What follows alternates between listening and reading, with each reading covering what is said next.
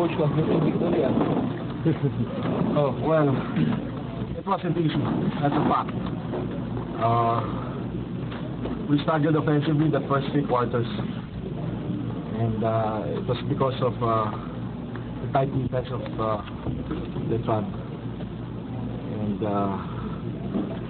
siyempre, first game of the finals, medyo tension lahat. Although, you know, I'm happy the way my players played with a lot of heart. They decided to win. And I'm expecting a tougher second game next week. And you know, get a chance, we'll bag it next Sunday. So, gusto nyo totoong character ng team after hindi niya? Yeah, they struggled. Nakita ko na hirapan silang magpensa. Kasi masyadong madikit yung depensa ng Letran. They were extending all the way. So, I just very happy for Borgi, who did a good job on his defense. And took a lot of sacrifices for my bench. I think I only played 7 or 8 players. But you know, it's all about winning.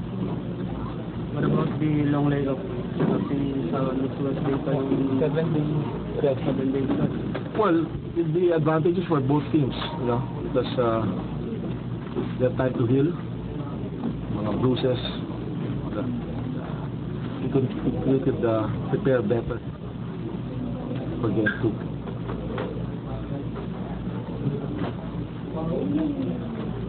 Hindi ba masyadong malayo dahil makakahanda ang panalo?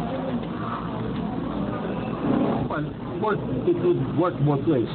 You could also prepare for that. That gives us enough time. That's okay. So, ano yung point of adjustment nyo? Sabihin ko, ano pa yung kulang na hinahanap nyo kanina? Hindi na-provide. You don't want me to divulge that now, right? Ba't in-expect mo ba yung tigit ng lalang kanina? Practice hanggang... Yeah.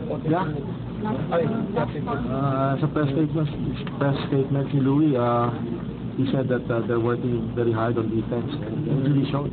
They gave us a hard time the first 3 quarters.